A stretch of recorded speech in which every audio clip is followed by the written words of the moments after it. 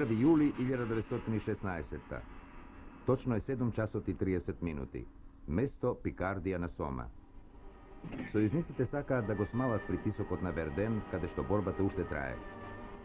Тоа треба да придонесе да се подобри положбата на другите фронтови. Тоа наедно ќе ги спречи германците да префрлаат трупи од западниот фронт на другите сектори. На крајот, сојузниците сметаат со успешниот развој на битката на Сома би можеле целосно да ја отфрлат германската војска од западниот фронт. Така мисли и Жофр, главниот командант на француските сили.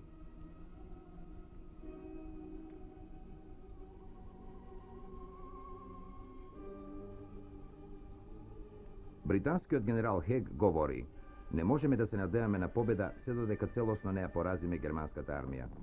Истовремено германските команданти го известуваат кајзерот: 7 дена и ноќи без прекин сме изложени на непријателски оган. Не засипуваат гранати од сите видови и калибри. Окопите се разурнати, присилени сме да копаме нови. 7 дена и 7 ноќи ништо не јадеме, ниту пиеме. На фронтот долг 28 километри се распоредени 14 британски дивизии. 150.000 изрипа од окопите и тргнаа во напад.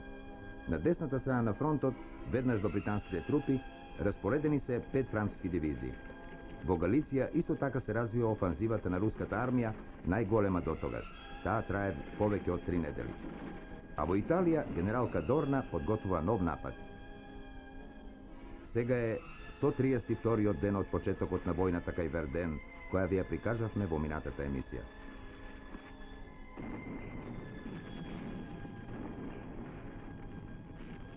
Французите се засркнаа од новиот германски отровен газ Фосген.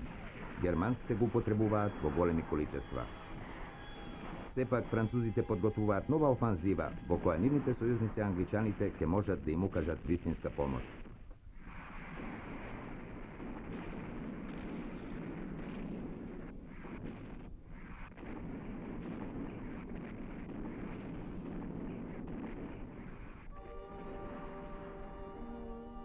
Во 8 часот и 30 минути изутрината престанува рикањето на гранатите. Германците тоа го користат и брзаат од рововите, на светлината на денот. На брзина во правец на непријателот поставуваат митралези. Британската пешадија се доближува дури до германските окопи. Прв налет, па втор, потоа следуваат трети. Бидете мирни и чекајте наредба. Неколку моменти подосна, кога првиот ред на британците е оддалечен само 100 метри, по целата должина на фронтот се слуша германската команда: пали! Шкртањето на митралезите и стрелите од пушките го распаруваат воздухот. Веднаш потоа убиствено фрчат гранатите на германската батерија од заднината. Паѓаат на првите редови на британците.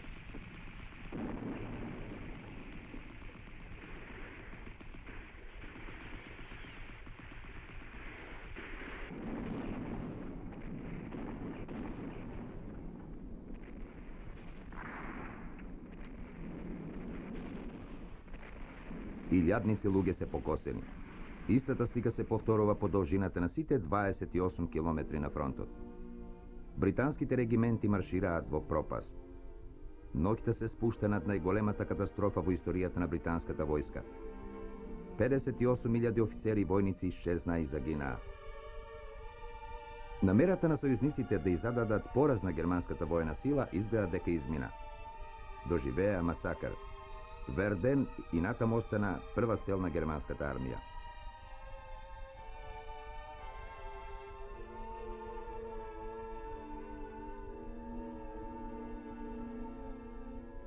Додека оваа невидена битка и натаму трае, тежок товар на одговорност паѓа врз грбот на британскиот врховен командант Даглас Хег. На овој професионален војник сега му е јасен еден факт. Тој повторно зборува: не можеме да се надеваме на победа додека целосно не ја разбиеме германската армија. Британските разбијани единици се заменети со свежи.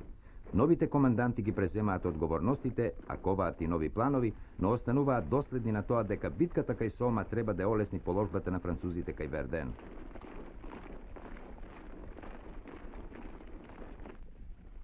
Британците уште еднаш напаѓаат. 11 јули, 142 ден од почетокот на Верденската битка.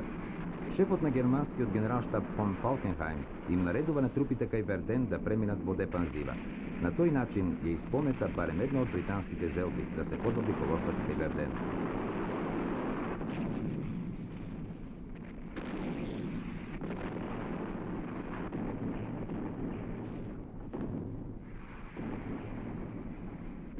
Сепак, остана дилемата.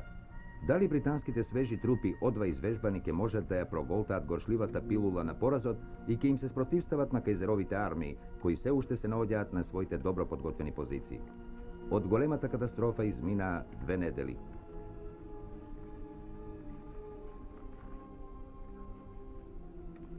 Сега британците настојуваат да изведат една од најтешките војни операции.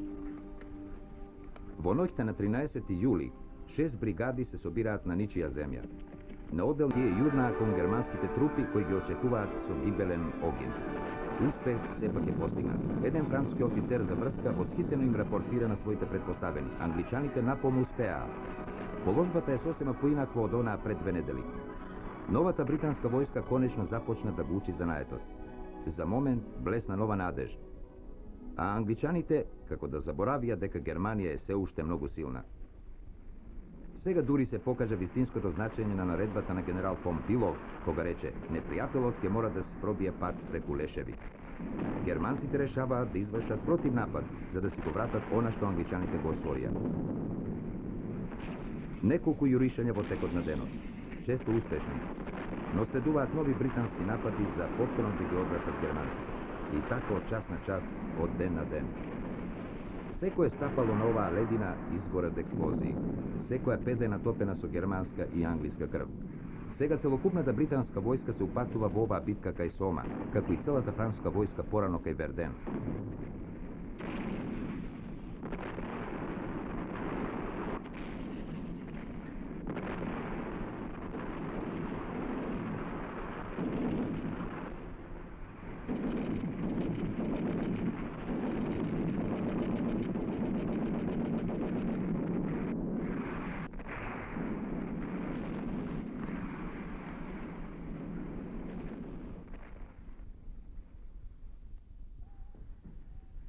Првата австралијска дивизија го зазема местото Позиер по цена од 5000 мртви. Крвопроливањето не може да се опише. Одзивот од експлозиите кај Сома се слуша во разни оддалечени краишта на Франција, а често и до самата Англија. Дивизија по дивизија, се нови и нови влегуваат во борбата. Тие ги заменуваат исцрпените формации, додека и тие на брзина не се исцрпат. Војниците од обете страни им пишуваат на своите домашни: постојано сме во рововите, не добиваме ни јадење ни пиење, загубивме надеж дека ќе преживееме, можност да се видиме повторно не се назира. Страшна е цената на оваа битка. По почетокот на август загубите на англичаните изнесуваат 130.000 луѓе.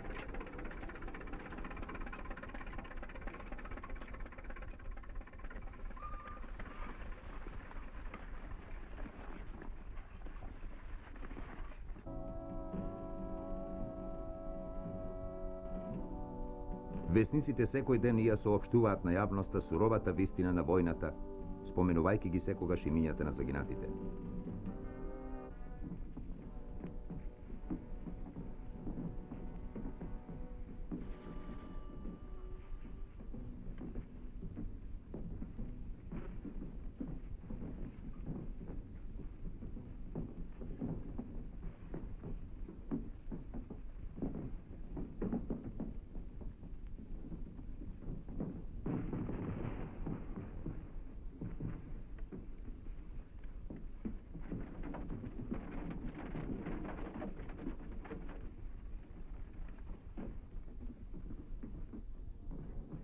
Август донесе променлива среќа. Борби се одвиваат во Галиција, Италија, кај Верден, на секој место се гине. Полека, од ден на ден, Сома се претвора во она што германците го нарекоа борба на материјали. Тоа е битка на олово и железо против месо, битка во која уништувањето на човечките животи како да стана незначително. Тоа е битка за која германците се свесни дека не можат да победат. Нимата индустрија создаде огромни количества воен материјал, нимата војска и натаму одлично е опремена, но и тука постојат некои граници.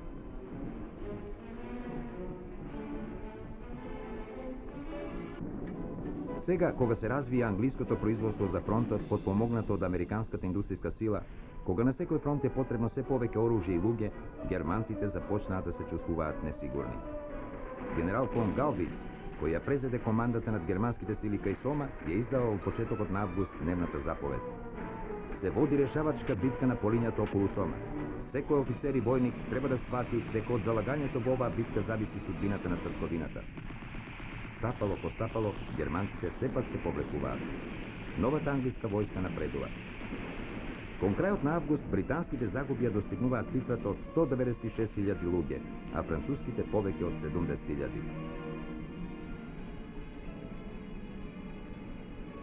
27. август. Романија им пристапува на сојузниците. 28. август.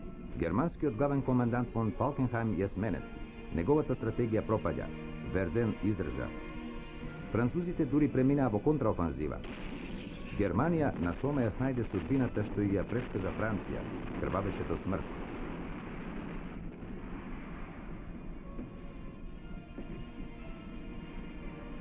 Од Фалкенхајм должноста ја презеде фелдмаршалот фон Хинденбург и неговиот штабен офицер Ерих Лундендорф. Хинденбург тогаш вели: не сакам да се двоумам да признаам дека дури сега разбрав што се случува во последно време на Западниот фронт. Овие војници на новата англиска армија навистина напредуваа. Сега имаат доволно амуниција.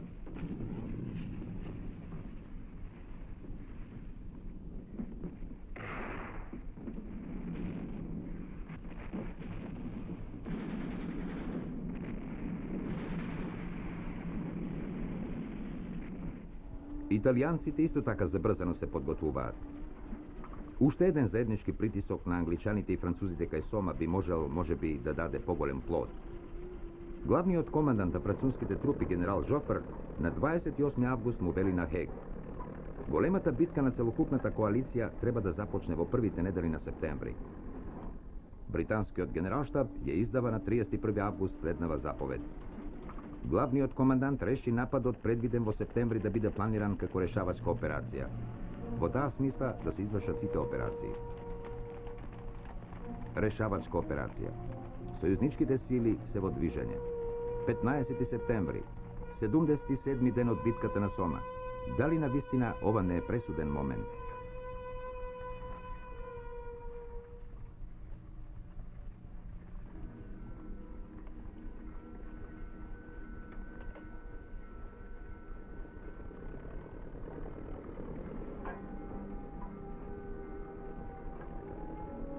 Сојузниците воведуваат во борбата ново оружје, тенкови, купно 49 чудовишта. Но, ова оружје се уште не е доволно испитано. Првите модели се многу компликувани и со многу недостатоци, така што во борбата влегуваат само 32 тенка.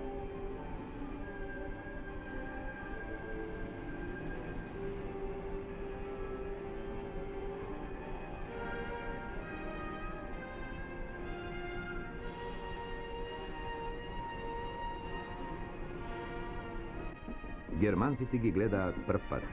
Не се само изненадени, туку и шокирани. Еден војник подосна напиша: ги ококоривме очите во тенковите, се чудовидовме како да ја загубивме силата за движење.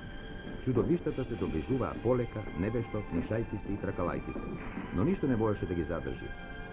Како да ги движеше надприродна сила, некој од робовите извика: доаѓа ѓаволот, и тој збор се пренесе низ окопите како оган.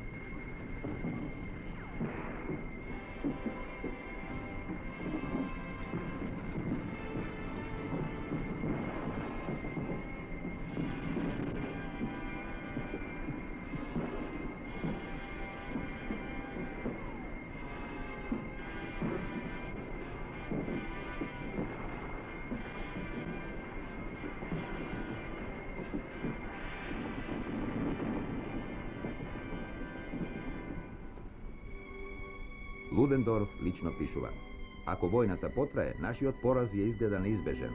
Хинденбург и јас се согласуваме дека положбата е сосема сериозна. Кон крајот на септември, англиските жртви изнесуваат над 360.000 загинати војници и офицери.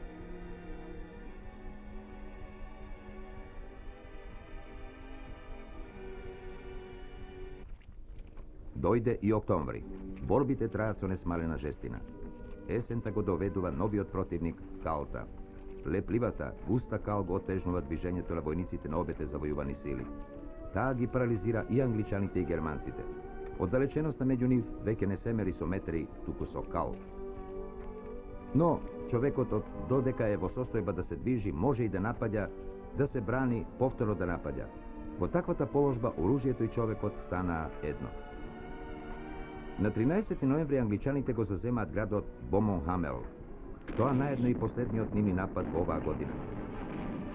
Битката на Сома во 1916 година ја чинеше британската војска 415.000 луѓе, а Франција 195.000, но борбите кај Верден се уште траат.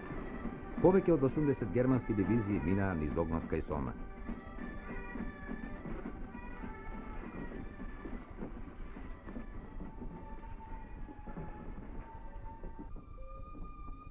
Германците исто така внимателно ги изброија своите загуби. Тие загубија 650.000 војници и офицери.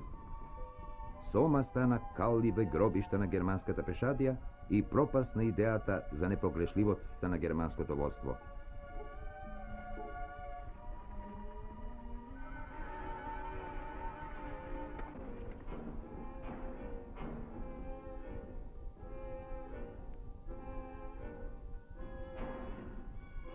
Франц и Фриц пишуваат дома. Сега сме сами во четата. Нашите загуби се страшни. Ова повеќе не може да се издржи. Дали воопшто ќе дојде до мир?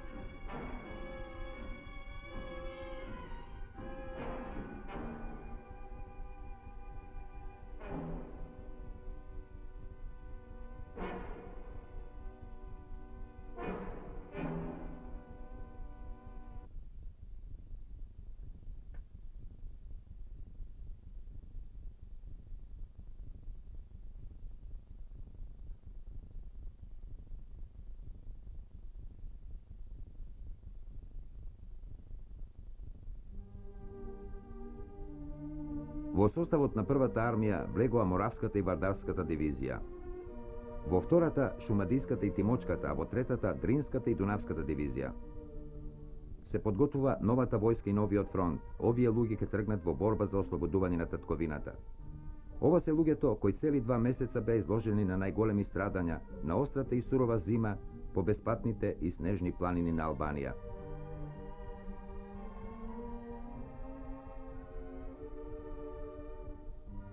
Нив ги заобиколи ветрот на смртта. Останаа само 143.000.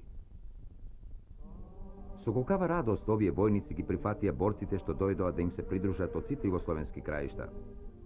Од нив е формиран југословенски одред. На тешкиот пат на повлекувањето низ Албанија, српската војска остана без артилерија и еве сега стигнаа нови топови како помош од сојузниците. И мнозина артилерци за секогаш останаа во албанските карпести проводи. Сега треба да се обучат нови топџи за да бидат подготвени кога ќе тргнат на фронт. А веќе тргнаа композиции натоварени со оружје. На терените каде што се улогорија требаше да се издупчат бунари за да се обезбеди вода за војската. Но исто така важно е да се ископаат окопи, зашто тоа е место за секојдневен престој на војниците. Сојузничките команданти вршат инспекција на фронтот пред да го отворат. Оти успехот зависи од тоа дали војниците имаат исправни пушки и доволна амуниција. Овде сега монтираат орудија кои со бродови се довезени од сојузничките фабрики. Фронтот се подготува, а треба да бидат подготвени и оние кои утре ќе гинат. Треба да им се сошијат нови облики, панталони, кошули, шинели. И чевли треба да се направат. Без нив мнозина останаа на патот низ Албанија.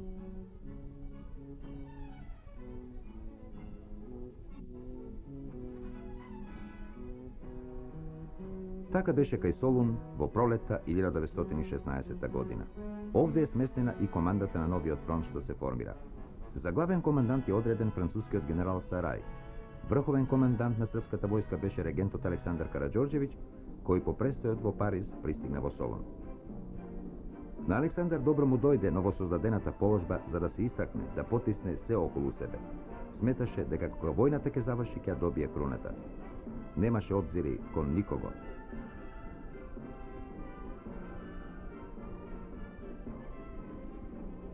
До Александар го гледаме војводата Мишич, кој туку што оздраве. Александар официјално е носи титулата регент, а практично е монарх.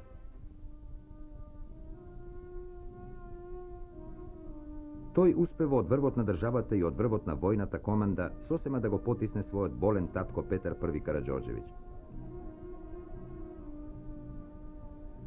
Стариот крал се разболе за време на повлекувањето низ Албанија.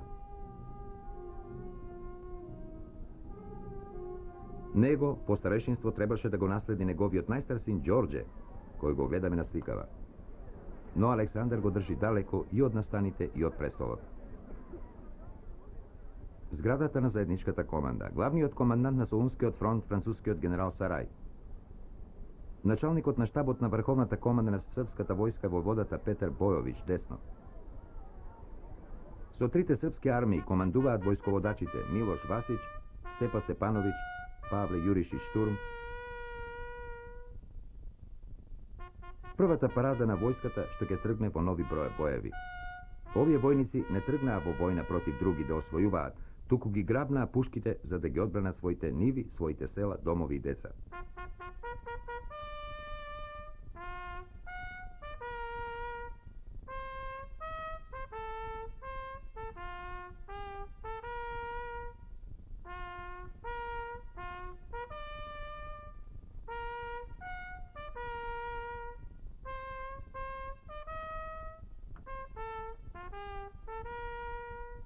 Почетокот на август, единиците на српската војска се префрлени на секторот од Вардар до Пелагонија.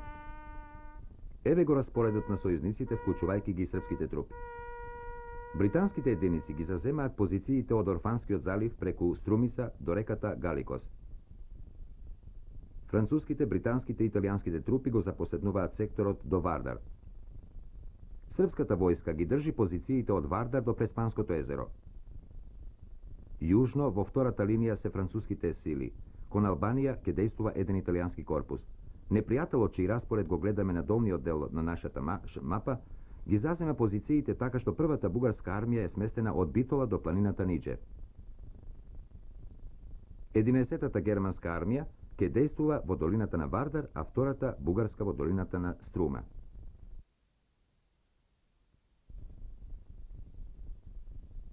По првите борби на овој фронт, командантот на третата српска армија генерал Милош Васиќ издава на 14 септември наредбата број 2328, во која војниците се повикуваат да истраат во борбите за ослободување на татковината. Се разбира, големосрпскиот генерал под зборот татковина го подразбира и делот на Македонија, што и потпадна на Србија со поделбата на Македонија, а војниците согоруваат да стигнат до својата вистинска татковина. Тие вистината подобро ја знаат и ја оценуваат. Борбата започна на 16 септември, како противофанзива на непријателските напади. Борбите за Кајмакчалан се жестоки. Товарот на борбата за врвот Нидже, или како што војниците го нарекуваа Кота 2525, падна врз грбот на борците на Дунавската дивизија од составот на третата српска армија. Артилеријата ги толчи бугарските окопи со прецизен оган. Митралезите пред топовите ги уништуваат подпорничките точки на непријателот. И овде, како и на сите други сектори на фронтот, челикот го распарува небото. Со заглушни експлозии гранатите уништуваат се околу себе. 13 септември. Борбите траат со несмалена жестина. Борците на Дринската дивизија цврсто го потиснуваат непријателот и го изфрлаат од неговите добро утврдени окопи. Артилеријата го пробива патот за нови јуриши. Минуваат деновите во се покрвави судирања. 30 септември. Конечна пресметка.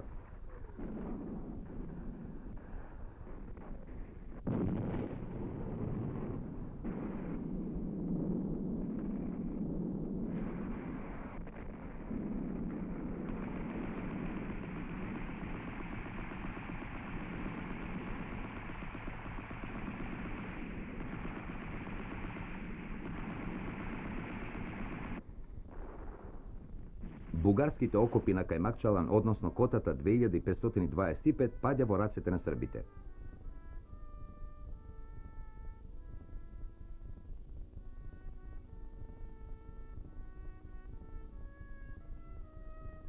Со освојувањето на Кајмакчалан, српската војска и југословенската доброволечка дивизија, како и делови на француските сили, беа во можност да го продолжат настапувањето во западниот правец и освен другите места на 12 ноември да ја заземат Битола. Победата на Кајмакчалан беше означена како победа на сојузниците.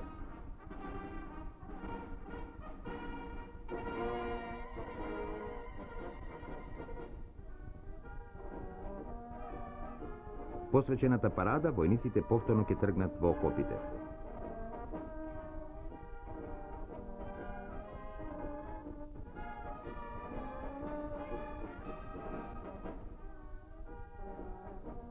Во борбите по освојувањето на Кајмакчалан се isfрлени од строј околу 40.000 непријателски војници и српската војска имаше големи загуби.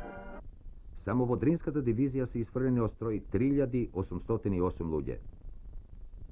Ги гледаме заробените бугарски војници на пат за прифатниот логор во околината на Солун. Ова се сцени од улиците на Солун. За заробениците се завршени маките и страдањата.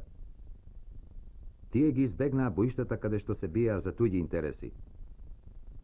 Сега се далеко од смртта и гладот, кои се уште ја чекаат српската војска на незиниот далечен пат за ослободување на татковината.